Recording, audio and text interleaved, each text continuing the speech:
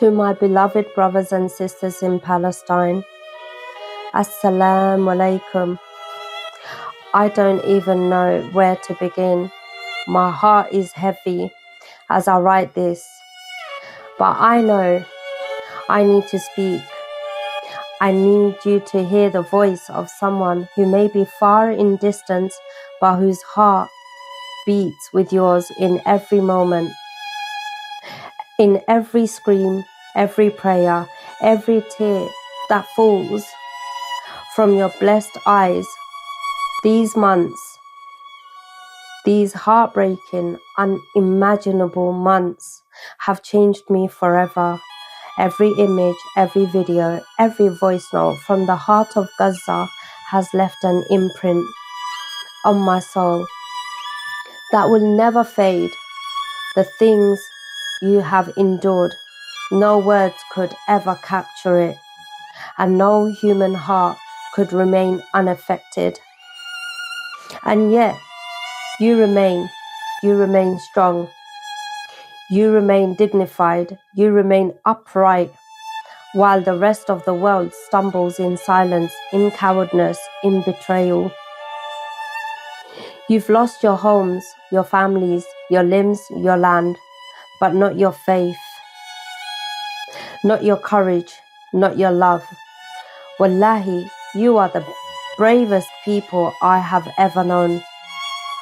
You've shown us what it really means to be human, what it means to be a father who stands between his child and a missile, a mother who births her baby beneath falling bombs and still manages to sing lullabies through the sound of drones, a child who smiles despite not knowing if tomorrow will come. You've shown us what it means to love Allah, to trust Him in the face of fire, and to walk through grief with your heads held high and your tongues soaked in zikr. You have changed us, all of us. You've exposed the lies we used to believe. You've shown us the hypocrisy of leaders, the emptiness of politics, the silence of so many we once called friends. Through your suffering, Allah has uncovered the truth in our own hearts. Now we see who stands with justice and who turns away from it. You've helped us see clearly, and I want to say from the depths of my soul, thank you. Thank you for waking us up. Thank you for reminding us what matters. Thank you for not giving up, even when the world turned its back on you.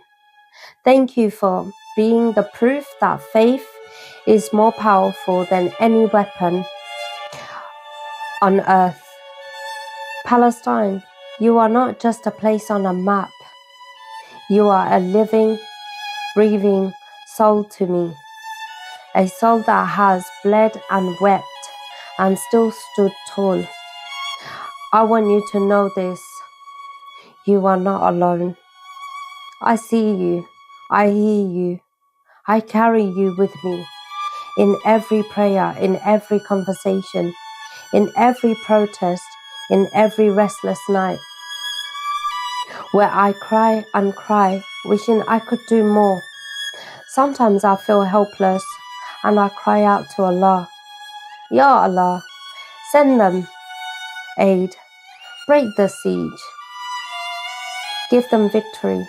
But I know Allah sees, Allah knows. And I believe with every fiber of my being that this pain is not forever, that justice is not a fantasy, that your freedom is written, that the day is coming, inshallah, when the chains will break and your land will breathe again. And when that day comes, I will be there. I will be there with my children and my grandchildren, and we will sit at a table with you. A table where there is no hunger, no loss, no fear. Only laughter, only light, only love. I will embrace you. I will kiss your hands. I will cry into your shoulders. I will walk bare feet on your soil, and I will whisper into the ground, you are free now. And I dream of Al-Aqsa, and how I long to stand where you stood, to pray where your martyrs once bowed, to feel the pulse of the land you protected with your lives. I long to plant olive trees with you, to drink coffee under the sun of a free Palestine, to sing, to dance, to remember, to live, truly live beside you. Until that day comes, and it will come. Please know this from one sister to all of you. My home is your home. My food is yours. My heart is open. My prayers will never stop. You are part of me. You are the best of this ummah. You are the soul of our struggle. You are the light that refuses to go out, and as long as I breathe, I will carry you with me. Palestine, I love you. I respect you. Welcome to the launch, the inaugural meeting of the new organization, One State Palestine, giving physical form to the demand made by millions of people in Britain and around the world that from the river to the sea, Palestine will be free. This is, of course, a slogan impossible if the current situation in Palestine continues to obtain, but it's also impossible if we even miraculously returned to the status quo ante. The status quo ante being the total blockade of Gaza and the total occupation of the rest of Palestine and the rapacious building of settlements on the land that the so-called two-state solution had clearly designated as being Palestinian territory. In other words, everybody knows, even those who pay lip service still to it, that the so-called two-state solution, which wasn't in any case a solution, is as dead as a dodo. And therefore, we think it is time to raise the banner of one state in Palestine, where one man, one woman, and one vote is the order of the day. A state in Palestine in which the Muslims, the Christians, and the Jews that chose to remain there would be equal citizens under the law. And it would necessarily imply the dismantling of the whole system of Zionism, the whole system of settler colonialism that the Palestinian people have endured, and indeed the people of the surrounding Arab countries have endured for almost 80 years. This is not a new policy. And for me, it feels like deja vu. When I entered the Palestinian cause in 1975, precisely 50 years ago, half a century ago, the banner we raised was one democratic state in Palestine. And it was only in later years, as the balance of power in the world began to change, as the balance of force in the Middle East began to change, that the so-called two-state solution began to be first floated and then adopted by many people, including, I should say, in the interests of candor, including myself. I supported the Oslo Agreement. because my good friend, President Arafat, whom I had close association with from the 1970s until his demise, persuaded me not only that this was the best that they could achieve, but that it would be dynamic. It would prove dynamic, that once the Palestinian armed force had returned to the land, the political and military situations would change. None of that came to pass. There is no two states. When people say to me, the two-state solution is what I support, I ask them, where is this two-state solution? The Oslo Agreement is more than 40 years ago, and not 1 centimeter of Palestine is free. And moreover, the Oslo Agreement made no provision, indeed specifically excluded, the millions of Palestinians around the world as refugees, the lucky ones perhaps in America or Canada, the unlucky ones in the surrounding Arab countries, eking out now a third or even fourth generation of life in absolute despair and poverty in the refugee camps in Lebanon and Jordan, in Syria and elsewhere. The people in the Gaza Strip are almost all refugees. They have to look at their own country through the wire when they can see through the smoke, the fog of war, endless war. How many children have perished in the last 21 months who have lived their entire lives under shot and shell? Never a moment's peace, never a day of security, never a day of clean water, abundant food, ample medical care, and the kind of things that children everywhere should have as their natural birthright. So there is no two-state solution. Millions of people support the demand that from the river to the sea, Palestine should be free. So we believe, my colleagues and I, that it's time to give that concrete form. I'm not going to criticize or attack any other organizations, but I will be able to say, without fear of contradiction, that this organization will be the only organization in Britain openly campaigning for a single state in Palestine. And if that's your cup of tea, if that's what you think is the only possible solution to the decades, now nearly a century of misery and devastation, if you think this demand is the only way forward, then you should fight for it alongside us. We have become almost inured, I hope never entirely inured, to the agony of the Palestinian people.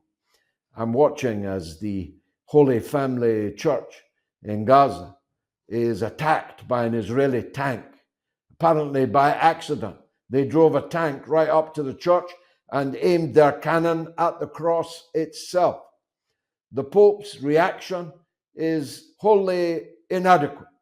The reaction of the local hierarchy in Palestine is far closer to what there needs to be.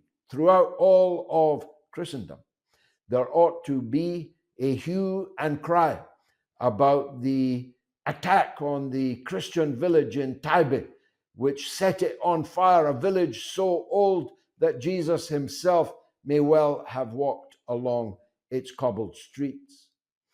The attack on the Holy Family Church in Gaza was no accident. They have attacked it multiple times before. 3 parishioners are dead as a result of this week's attack. 9 are wounded, including the parish priest himself, a personal friend of the late Pope Francis. They have bombed and shelled Christian places. They have harassed and attacked Christian places, even in the old city of Jerusalem. The Christians in Palestine are being pogromed by the Zionist state of Israel. And that ought to arouse the ire, the anger, and the outright condemnation of every person who considers themselves to be a Christian. And Netanyahu this week has made plain that not only does Israel not intend to give away 20% of their territory to a Palestinian state, they are intent on building a greater Israeli state. They have no intention of stopping until the old Zionist cause of from the Nile to the Euphrates, from Egypt to Iraq, until that becomes a greater Israel. They have no intention of stopping. They are occupying a part of Lebanon. They are occupying, and this week have announced they intend to permanently occupy the southern part of Syria. They are, of course, occupying the Palestinian territories in total. They are responsible for the crimes against the Palestinian people, even within the 1948 borders. Even though these people have Israeli passports, they have no normal rights. So we cannot, of course, dictate to the Palestinian people what the final outcome of their struggle should be or will be, but we have a right to say that our intellectual conclusion is that the two-state solution, which was never a solution because it did not bring back the refugees, is dead. And therefore, there should be a new era, a new form of struggle in Britain, in solidarity with the Palestinian people throughout the world. And we believe that one state, Palestine, is that form. I'm going to hand over now to my good friend and colleague, Chris Williamson, former Member of Parliament, parliamentary colleague of mine, who was disgracefully treated when he was a Labour Member of Parliament and was driven out of the party. And I'm proud to say Chris Williamson is now the deputy leader of the Workers' Party. And I'll ask him to take the floor. Chris, over to you. Thanks very much for that introduction, George. And you've set the case, I think, very eloquently for why this campaign is absolutely essential. It's a campaign, in my opinion, that is long, long overdue. In my opinion, Israel, from its very foundation, was an abomination. It was created out of terrorism, at least a 30-year-long terrorist campaign where British soldiers were murdered and tortured by these Zionist terrorists. Indeed, the first Prime Minister of Israel, David Ben-Gurion, was himself a terrorist. And of course, when Israel was established, it was established on the backs of the Palestinian people. At least 750,000 Palestinian people were displaced, made refugees, have never been given the right to return to their homes, which were subsequently occupied by these Zionist terrorists, which I think is an apt description for them. So in my opinion, Israel should never have been established in the first place. I think it was achieved following the horrors of the Second World War and the Nazi Holocaust, and the Palestinian people were effectively made to pay for the crimes that were committed by the Nazis during that horrific period. But it was created, and a border was established, agreed by the UN. Not content with that, I think it was in 1949 they made a land grab and displaced more Palestinian people. Still discontent, they made a further land grab in 1967. And I think another important point, which is worth bearing in mind, why I believe this campaign is so essential and why I also believe it is so long overdue, is that people are now obviously very, very aware of the appalling genocide which has been perpetrated by the Zionist entity for getting on for 2 years now, shortly. But massacres and war crimes and the abuse of the Palestinian people is not a new phenomenon. This is something which stretches right back to the very foundation of Israel all those years ago. And if you look in the records, you'll see massacre after massacre after massacre of the Palestinian people. And of course, Gaza has borne a large brunt of that. The Zionist entity used to refer to these periodic bombardments of Gaza as mowing the lawn. Absolutely despicable attitude towards the Palestinian people. But the notion of a two-state solution, as you said, George, I mean, it's a pipe dream. It's never going to happen. It was never meant to happen, and it's impossible for it to happen now because the Zionists have atomized the West Bank. I mean, I pointed out in 1967 the further land grab. They're in breach of so many international law now in regard to the way in which they've conducted themselves over the years. But you now look at these settlements. You look at the West Bank. You look at the map of the West Bank. I mean, where would the Palestinian state actually be located? So it's a total non-starter, in my opinion. And of course, the Zionist regime has doubled down in its attitude towards the Palestinian people. And in 2018, they passed the nation state law, which basically said that Israel was for the Jews. And so although there are some non-Jewish citizens in Israel, they are very much second-class citizens, always have been, but to an even greater extent today.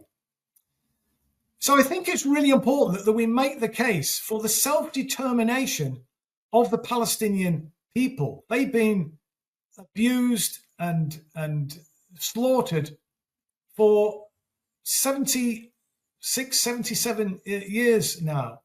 And enough is enough. The two-state solution is a non-starter. There should be self-determination for the Palestinian people. And the only credible and sustainable solution, it seems to me, therefore, is a one-state solution, as set out in your opening remarks, George. And I think in parallel with that, we obviously need to ensure that the Zionist entity is completely dismantled. But I suspect that many of the people the Israelis who are there now, were a one-state solution to be achieved, would leave. I mean, most of them came from Eastern Europe. They're still coming from Eastern Europe and the United States of America. They have no roots in reality, despite the propaganda, in Palestine.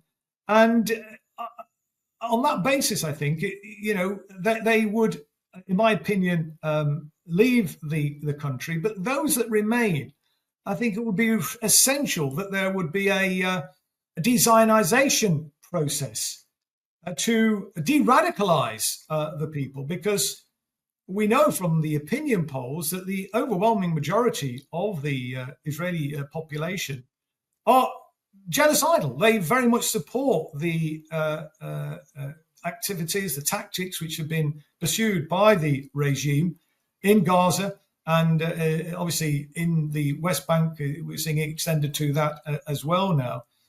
And so, as we saw at the end of the Second World War with a denazification process in Germany, I think a similar process would need to be implemented in order to de-radicalize the current Israeli population that were, if they were indeed to decide to stay behind. I don't think it would be appropriate or fair to expect the Palestinians to live cheek by jowl with the settlers who have done so much damage and have treated them with such contempt and brutality for 70 odd years now, to simply allow them to, as it were, live side by side without any sort of process, a reconciliation process, to enable a sustainable one state to prevail. So I think that's where we're at, George. A long overdue campaign. I think it's very clear that we need to make the case and stand up for the self-determination of the Palestinian people. I think this is an idea whose time is long overdue, an idea whose time has come. And I think it's an idea, although it won't be popular with the political class in this country, I think it will be very popular with the vast majority of the British public who have taken an interest in this issue. And indeed, not just the British public, but people all over the world. I mean, you said millions of people are on side. I think the figure is probably billions of ordinary people around the world actually identify with the Palestinian people and want to see justice for the Palestinian people. And I think this campaign is one step along that road. Thank you very much, Chris. A characteristically spirited and well-argued address, inaugural address. I'm sure you and I and our next speaker will make many such addresses as long as this campaign, which will be a long one and a hard road, but we are determined to travel it. You touched on two things that I would like to address. The first was the potential international nature of this campaign. Although this is a Workers' Party of Britain initiative, it is not, definitively not, restricted to members or supporters of the Workers' Party of Britain. We invite all supporters of the Palestinian cause to join us, to follow us on social media in due course, to join us, to affiliate with us, to work for the affiliation of civic society organizations, trade union branches, and so on. But we also are not restricted to Britain. Britain, as we both know, has a very special responsibility in this catastrophe, this Nakba, because it was our Prime Minister, Balfour, who, on behalf of one people, promised a second people the land that belonged to a third people without consulting any of the three peoples involved. The British people were not consulted as to whether they, in fact, most British people didn't have the vote at the time that this proposal was made by Balfour to the Zionist movement. The Jewish people were not consulted because at that time, in 1917, the vast majority of Jewish people were not Zionists, and indeed millions of them viscerally opposed Zionism. And of course, least consulted of all were the people whose territory was being given away by the British Prime Minister, a territory which, by the way, Britain didn't even possess on the day that that declaration was made. So, although Britain has a special place, and Keir Starmer is nailing that special place down over and over again by his unequivocal, without qualification, support for Zionism, for Israel. This is a worldwide movement. And so we invite people from all over the world to join and support and follow this campaign. And by all means, to proliferate it all over the world. Our next speaker, if Chris and I are the cutting edge of, if you like, political work on this, our next speaker is our intellectual authority. Professor David Miller is not just a gifted academic, writer, and speaker, but he also won the landmark decision last year before an industrial tribunal, which proved the case that anti-Zionism is a protected political characteristic. In other words, you cannot be sacked for being an anti-Zionist. I have been an anti-Zionist all of my life. No one ever sacked me for it. Chris Williamson is an anti-Zionist, but the Labour Party sacked him for it. But Bristol University were ruled to have acted unlawfully in sacking Professor David Miller for his anti-Zionist views. He's a hero for us, and we believe he's an intellectual authority of the highest level. And it's my pleasure to give him the floor now. Professor Miller, please address the inaugural meeting of One State Palestine. Thank you very much, George, for those kind words. Look, I've been studying Zionism for some time now, as I'm sure many people know.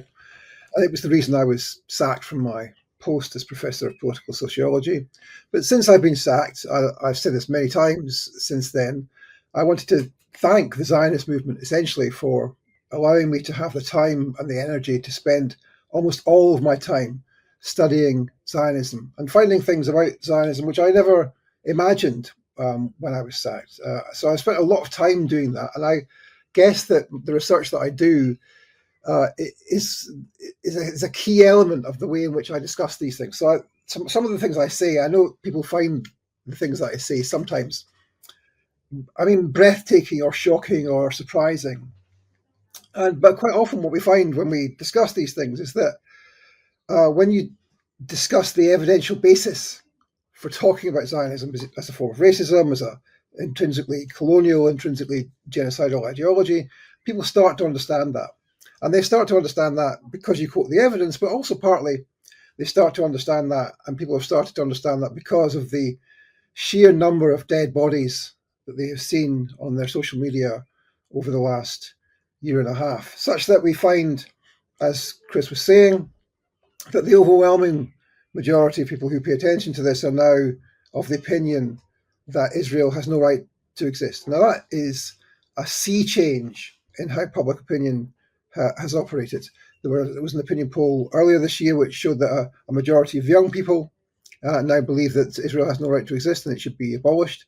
And we are now on the crest of a wave of hatred and a disdain for the Zionist project and for the practical applications of Zionism, which of course is dead children on our television screens every day. So I suppose that I wanted to say something about my conception of Zionism. I think both George, you and Christopher have given us an account of what happened in the Nakba, of the way in which the Zionist entity has tried to go for land grab after land grab.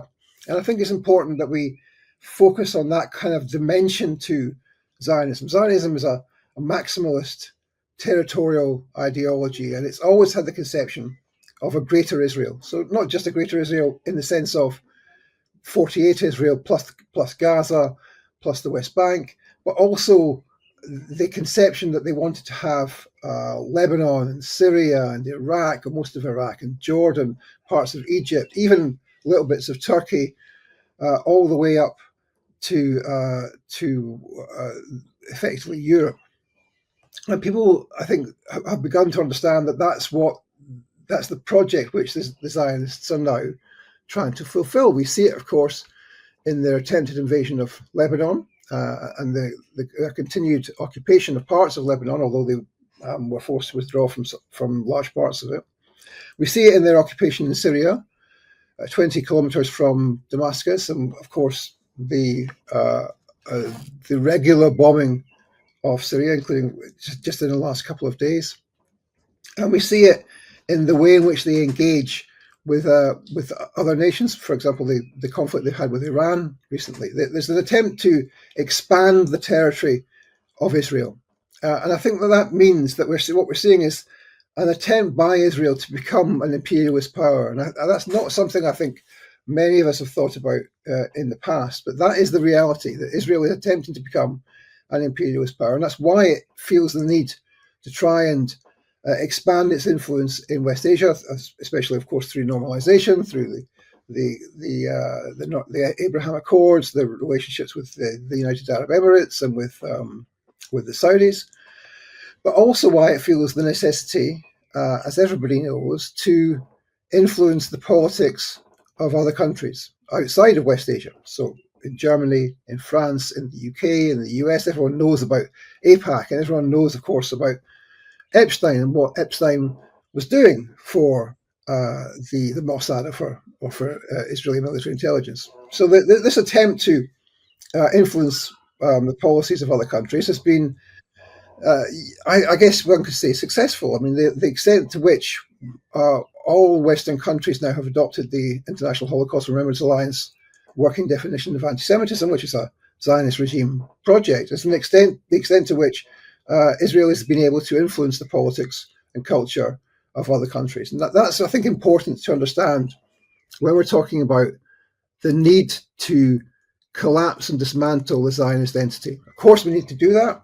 Of course, that is the prerequisite for peace in West Asia. But if we simply do the dismantling in West Asia and we don't think about what we do about Zionism in the UK or in Russia or in the US after that, then we will have a very big problem. So I think that what we need to think about at this very early stage of this campaign is how you talk about and how you discuss and how you research and write about the de-Zionization of British politics, of American politics, of French politics and German politics, because that's also required.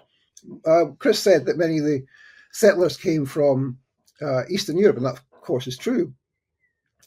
But many of them came also, let's remember, from the US and from the UK. I've been doing research in the last couple of months on Zionism in Scotland, and the number of people who became settlers prior to and after 1948 from Scotland is quite stunning, surprising, to me at least.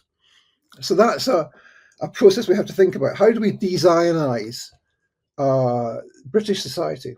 And when the end of the Zionist entity comes, people think about some of the colonists going back to Hungary or Poland or Lithuania. But of course, many of them will come back to the UK, to France, to America. There are already 8,000 or 9,000 French citizens fighting in the occupation forces. There are perhaps 2,000 or 3,000 British citizens.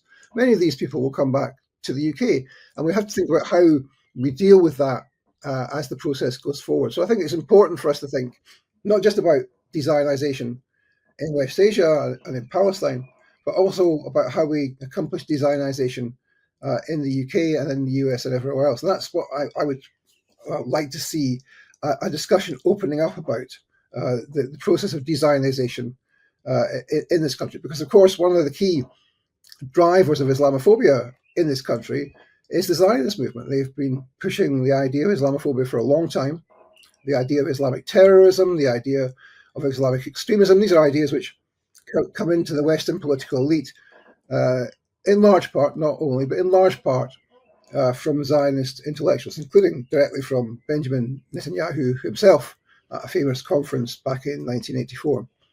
So I think it's important, yes, to think about how we understand Zionism, how we think of it as an ideology which is fundamentally racist and genocidal and colonial, but also how we think about that process of de-Zionization practically in Palestine, but also here as well.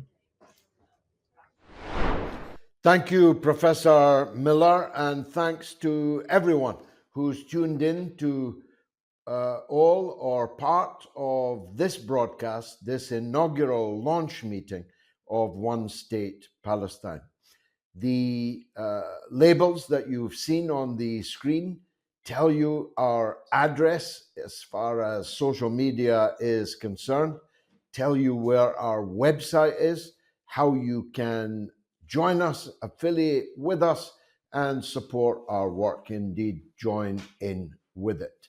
This is not intended to be a top-down affair.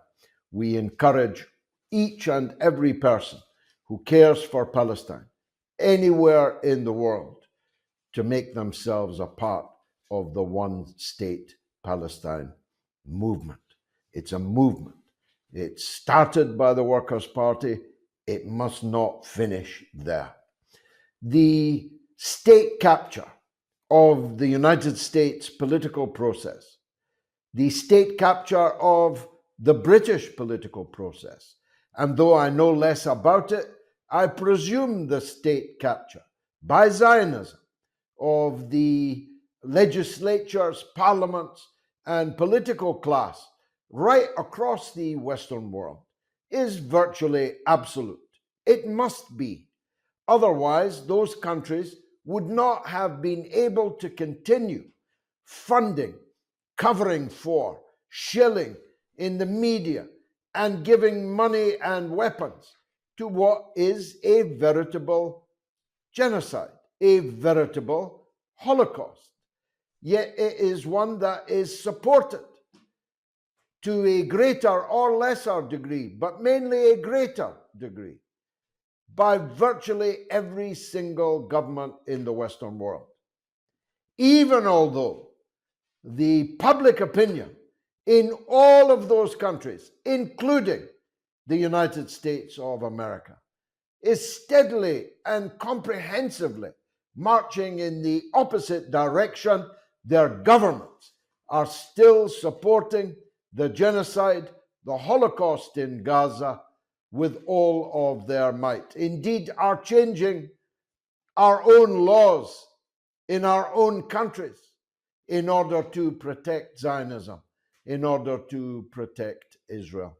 In Britain, people are being arrested for holding up placards saying that Israel is committing genocide in Gaza, even though the law that was passed does not make that an offense yet. But it's the direction of travel. And if we do not mobilize masses of our people to halt this unending support for genocide, for Zionism, for Israel, we will end up losing our freedoms altogether in my country and maybe also in yours. So we have a vital interest in fighting to end our country's complicity in the greatest crime of the 21st century so far, and one of the greatest crimes in all history. We all know about it. None of us can pretend that we don't. In the Holocaust, in the late 1930s and through the 1940s until the defeat of fascism, people were able, some credibly, to claim they did not know what was happening in that Holocaust.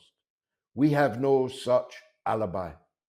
Every one of us knows what Israel is doing to the Palestinian people. Every one of us knows what our governments are doing to assist them in doing so.